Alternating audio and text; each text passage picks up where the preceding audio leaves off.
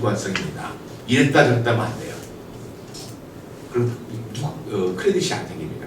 피데스가 안 생깁니다. 그래서 이런 부분이고, 이 마음이 드세다라는 이 마음이 드세다라는 대목은 대개는 이 시절에는 어떤 특징을 갖고 있는 거 하니, 무언가의 다른 것에 의해서 주관적이고 자의적이고 이런 것에서 흔들리지 않은 이 뜻을 뜻하는 것이기도 합니다. 특히 아틀라스의 역할 때문에 그렇습니다.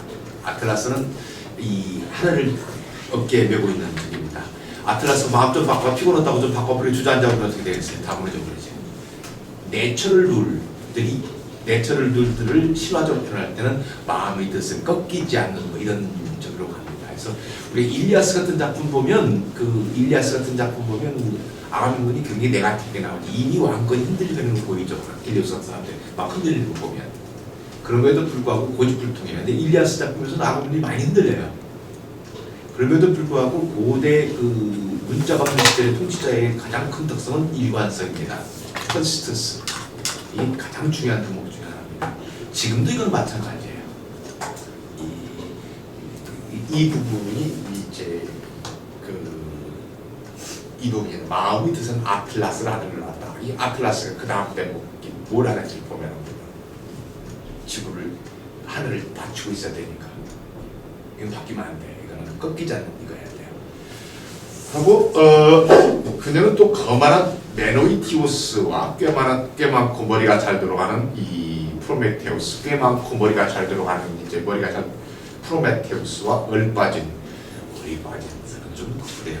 얼빠진은 어쨌든 이게 인간이에요. 뒤늦게 깨닫는 자. 이 뒤늦게 깨닫는다는 게 뭐겠어요? 후회하는 거예요.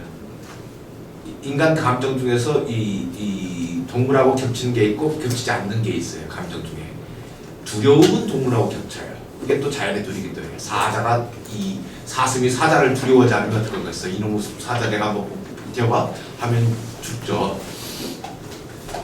이 이제 두려움은 이제 동물들 다 갖고 있고 그게 이제 이 자연의 물처럼 돼 있죠. 요즘 뭐 유튜브 뜨면 같은 거 보면 페이스북 보면 가끔 뭐 사슴이나 뭐 코끼리들이 사자도 막 내리치고 그러더라고요. 그래서 자연의 둘이 사자가 막 마음물에 정하게 되고 그런 거 같지는 않아요. 어쨌든 그래도 우리가 통합적으로 알고 있는 것은 이제 그런 겁니다. 이 두려움이 가장 중요한 특징이 하나입니다. 근데 가장 인간적인 거는 뭐냐? 후회하는 거예요. 뒤늦게 깨닫고 후회하는 것. 즉 반성이 여기 따라오는 겁니다. 반성이. 그래서 이 감정 중에서 후회하는 것은 이미 반복을 뜻하고 이미 난리주가 개입되어 있어요. 내가 이렇게 하면 다음에 또 이렇게 하면 또 이렇게 당할 것이다 라는 반성을 같이 끌고 오는 행위입니다. 그래서 두려움과 이 후회는 항상 같이 다녀요. 그렇지만 동물들은 그래서 이 두려움을 갖고 있어요. 후회는 안 해요. 근데 사람은 후회를 해요. 거기에 그 컨셔스니스가 개입되어 있어요. 그리고 난리주가 개입되어 있고. 그래서 다시 이러지 말아야지, 고쳐야지 하는 아이들을 갖는 게 이제 바로 에피메테우스가 이제 뒤늦게 깨닫는 자가 이 에피메테우스입니다. 그리스 미국에서 제일 중요한 단어가 파테마토스입니다. 당하고서 깨닫는 자, 알게 되는 자. 뭐 다 그렇죠. 그렇게 살죠. 깨닫고서 다시는 그러지 말아야지 하는 이게 이제 그렇습니다. 이 얘기고 그래서 에피메테우스는 빵을 먹고 사는 인간들에게 처음부터 재앙이 되었다. 얘기합니다. 이 빵을 먹고 산다 이제 이 부분입니다. 빵을 먹고 산다는 아이들은 이미 이 사람들이 이 농경을 시작했다는 소리예요. 신석기 지나서 한참 지나서 얘기입니다. 그리고 프로메테우스쯤 오면 거의 이 프로메테우스 불과 관련되는 것은 사실은 청동기 철기를 뜻해요. 그리고 철기 문명적으로 철기를 이제 사용하는 사람들이 본격적으로 헤sio도스가 일어나서 내 시대의 그 얘기고 빵을 먹고 사는 사람들이라는 얘기를 이제 합니다. 그 농경 안 지낼 때는 빵 안 먹고 그냥 과일 먹고 바나나 먹고 그 아프리카 살던 시절에는 다 그렇게 살아요. 고기 좀 구워 먹고 뭐 날고서 먹든 구워 먹든 이렇게 하는데 이제 빵을 먹고 사는 이제 문명적으로 이제 전혀 다른 빵을 먹는다라는 아이디어, 농경이 시작됐다는 아이디어, 가족이 형성이 되고 이제 자기 것이 형성이 된다고 하는 거, 내 프로퍼티가 생겨나는 거, 여기서부터입니다. 그리고 헤시오도스 시절의 얘기고, 이제 제우스가 이 세계에 대해서 어떤 방식으로 이제 인간들을 컨트롤할 수 있는지 이 부분이 것입니다. 만들어진 처녀를 그가 처음으로 제우스에게서 아내로 받아들였기 때문이다. 아내로 받아들였다는 아이게 처음부터 아내로 받아들이지는 않죠. 처음에는 되게 모계사이가 맞아요. 모계사이가 맞고 그 대표적인 얘기가 오이디푸스 얘기죠. 아들 버렸는데 그 아들이 와보니까 엄마가 제일 맞는 짝이에요. 그래서 아버지를 죽이고 모계사에서 부계사회로 이제 전환되고 이런 얘기가 이제 아주 잘 얘기된 설명은 좀 돼야 되지만 되는 게 오디세이입니다. 오디세이 11권에 보면 여자들이 막 쭉 나와요. 오디세우스가 초청도 안 하는데 그 나오는 대목은 그 대목은 전부 다 이 히랍의 그 각 가족 그 시족들의 시족들의 할머니 그리고 할아버지는 제우스예요.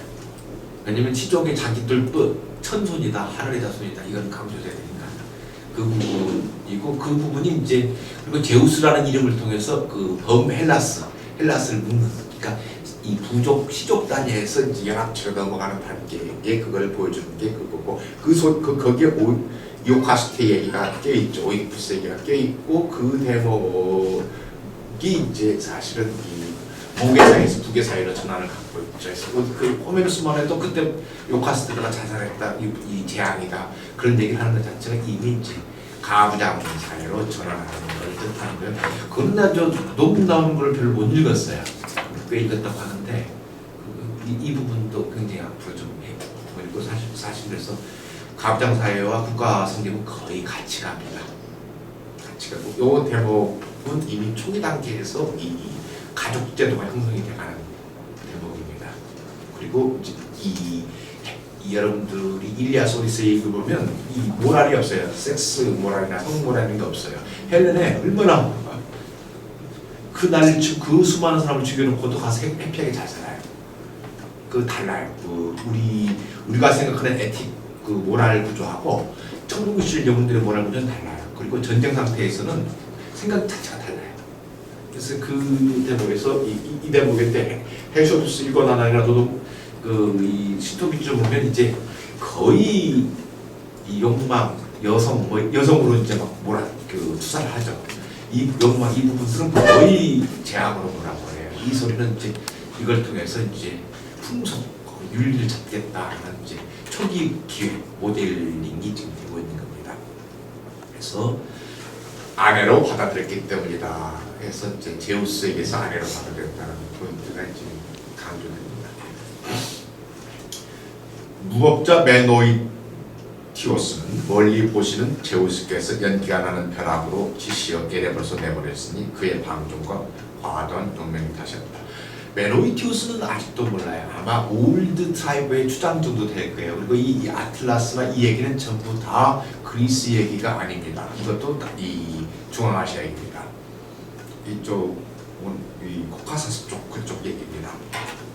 그리고 이 부분들의 아마 이전 주장 정도 아니겠나. 올드 세력이 대표하는 인간의 대표자 아니겠나 정도니까 어쨌든 용맹합니다. 이 용맹한 뜻은 이제 이 무사 전사국을 대표하는 거겠죠.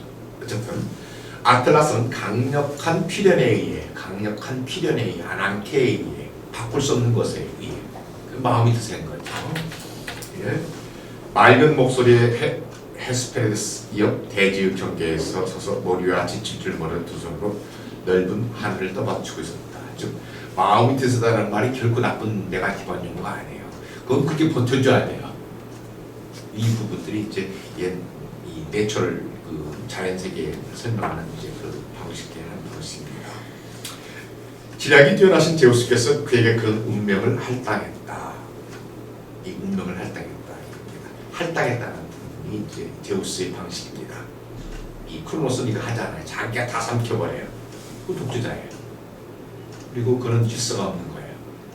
케이오스로. 그렇습니다. 제우스께서는 이제 흥미로운 꽤 많은 프로메테우스를 흥미롭게도 바로 앞전 부분에서 이 꽤 많은 구분꾀의 이 크로노스라고 했어요. 그리고 신의 올드 신들, 옛날 신들 대표하는 세계는, 그리고 이제 인간은 프로메테우스를 대표해서 그나마 머리 쓰는 인간들에 대해서 꽤 많은 부분을 여기다 잡아놨습니다. 그리고 끊을 수 없는 고통스러운 사슬을 기둥 한가운데 집어넣고 결박하고 그에게 긴 날개의 독수리 한 마리를 보냈다. 여기가 이제 국화사스입니다. 국화사스고, 그래 독수리가 그의 불멸의 간을 쪼아먹었으니 밤이 되면 그의 간은 긴 날개의 새가 낮 동안 쪼아먹은 만큼 사방으로 장나왔다. 이 부분 가지고 지금도 계속 논쟁 중이에요. 이 프로메테우스 얘기가 뭐냐?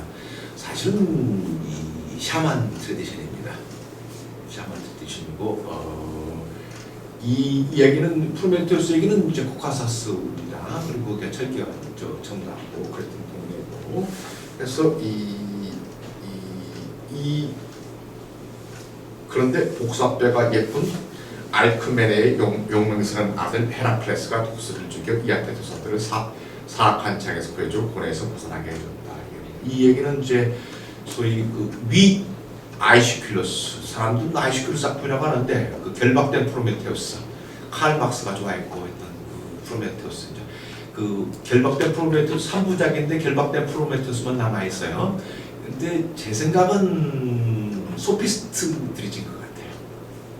아이시큘러스 아니에요. 아이시큘러스 그렇게 이 아주 프리모던한 포스트 모던한 사유를 이 프로메테우스 하고 있는데, 제우스 권력 뭐 어쩌나 힘하고 주목으로 하는 거 아니냐, 말만 그렇지 나 받아들일 수 없다 뭐 이럽니다. 어쨌든 이 작품에 이제 프로메테우스 얘기가 제일 많이 남아 있는 약 중에 하나입니다.